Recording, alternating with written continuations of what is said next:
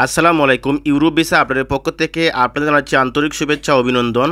তো বরাবরের মতো আমি আপনার জন্য আবারও নতুন একটি ভিডিও নিয়ে এসেছি। আজকের ভিডিও হচ্ছে হাঙ্গেরি ভিসা আপডেট নিয়ে। আপনারা জানেন যে অনেকেই কিন্তু হাঙ্গেরি ওয়ার্ক পারমিট পেয়ে বসে আছেন, অনেকে কিন্তু আবার পারমিটের জন্য অপেক্ষা করছেন। তো বন্ধুরা, আপনারা জানেন যে বর্তমানে কিন্তু হাঙ্গেরি ভিসা একেবারেই নাই বললেই চলে, ভিসা রেশিও একেবারেই কম।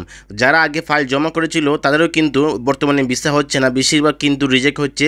10 জনের মধ্যে একজনের ভিসা হয় এরকম বললেই চলে। তো এখন যারা হাঙ্গেরি পারমিটের জন্য অপেক্ষা করছেন অথবা হাঙ্গেরিতে ফাইল জমা করবেন বলে চিন্তা করছেন, আপনারা ওয়ার্ক পারমিট নিয়ে চিন্তা করা বাদ দিয়ে দেন। কারণ হাঙ্গেরি ওয়ার্ক পারমিট ভিসা হওয়াটা বর্তমানে অনেকটা টাফ হয়ে গেছে। তো আপনার জন্য সহজ হচ্ছে গিয়ে আপনি যদি হাঙ্গেরির জন্য স্টুডেন্ট ভিসার জন্য আবেদন করেন তাহলে কিন্তু অনেক ভালো হয়। দেখেন সামনে কিন্তু সেপ্টেম্বর সেশন রয়েছে, আপনারা চাইলে কিন্তু এখন থেকে কিন্তু অ্যাপ্লাই করতে পারবেন। যদি আপনার এসএসসি অথবা এইচএসসি পাস হয়ে থাকেন তাহলে কিন্তু আপনি চাইলে অ্যাপ্লাই করতে পারবেন।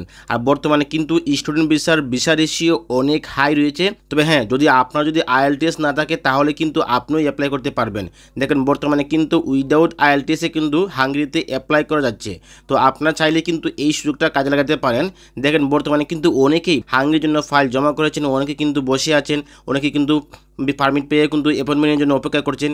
তো এই সময়টা নষ্ট না করে আপনারা চাইলে কিন্তু এখন থেকে আপনার সম্পূর্ণ একাডেমিক ডকুমেন্ট দিয়ে আপনারা এখন থেকে ভালো কোনো এজেন্সির মাধ্যমে ফাইল জমা করে সেপ্টেম্বরের জন্য অফার লেটার নিয়ে আসেন, তাহলে কিন্তু আপনার জন্য অনেক ভালো হবে। আপনি চাইলে কিন্তু সেপ্টেম্বর সেশনের সময় ইন্টারভিউ দিয়ে যদি আপনার ভিসা হয় তাহলে কিন্তু আপনার জন্য অনেক ভালো হবে। তো আপনারা একটা জিনিস চিন্তা করে দেখবেন, বাংলাদেশিরা ইউরোপের সেনজেন অথবা নন সেনজেন যে কোনো দেশের জন্য অ্যাপ্লাই করে না কেন, বর্তমানে কিন্তু আস্তে আস্তে সব দেশের কিন্তু ভিসা আস্তে আস্তে বন্ধ করে দিচ্ছে। আর এর জন্য দায়ী কিন্তু আমরা নিজেরাই। দেখেন কেননা আমরা যখন ভিসা পাওয়ার পর ওই দেশে যাওয়ার পর আমরা যখন ওই দেশ থেকে অন্য কোনো দেশে চলে যাই তখন তারা আমাদের প্রতি আস্থা হারিয়ে ফেলে। দেখেন বর্তমানে ক্রোয়েশিয়া বলেন এবং হাঙ্গেরি বলেন এবং রোমানিয়া রয়েছে, পোল্যান্ড রয়েছে, অথবা নন সেনজেন দেশের কথা চিন্তা করলে দেখেন আপনি সার্বিয়া আছে, মেসিডোনিয়া আছে বা আরও অনেক দেশ রয়েছে। তবে হ্যাঁ, বর্তমানে কিন্তু রোমানিয়া ভিসা হচ্ছে, তবে বাংলাদেশ থেকে নয়।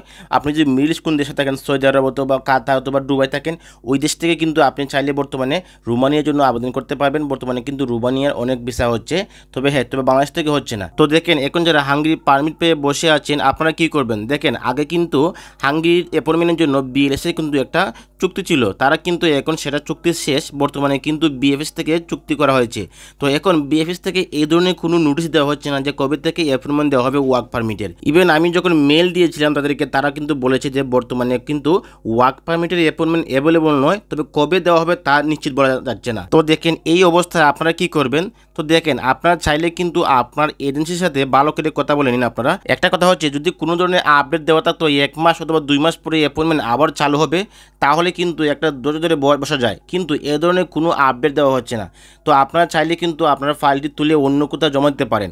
দেখেন এই অবস্থা যদি আপনি সময় নষ্ট করেন তাহলে কিন্তু আপনার এদিকে পারমিটের মেয়াদ চলে যাবে, পরবর্তী সময়ে আপনার ভিসা হওয়ার সম্ভাবনা খুবই কম। তো এখন হচ্ছে যাদের শিক্ষাগত যোগ্যতা নেই আপনারা চাইলে কিন্তু মিডল ইস্ট কোনো দেশে চলে যেতে পারেন, যেমন সৌদি আরব, দুবাই, মালয়েশিয়া অথবা কাতার। আপনারা ওই দেশ থেকে কিন্তু ইউরোপের অন্য কোনো যে কোনো দেশের জন্য আপনারা ট্রাই করতে পারেন, তখন কিন্তু ভিসা হবে। হ্যাঁ, আপনার বাংলাদেশ থেকে বর্তমানে কিন্তু ভবিষ্যতে ভিসা পাওয়াটা অনেক কষ্টকর হয়ে যাবে। তাই সবচেয়ে ভালো হবে আপনারা মিডল ইস্ট কোনো দেশে চলে যান, ওইখান থেকে আপনারা ইউরোপের কোনো দেশের জন্য ট্রাই করেন।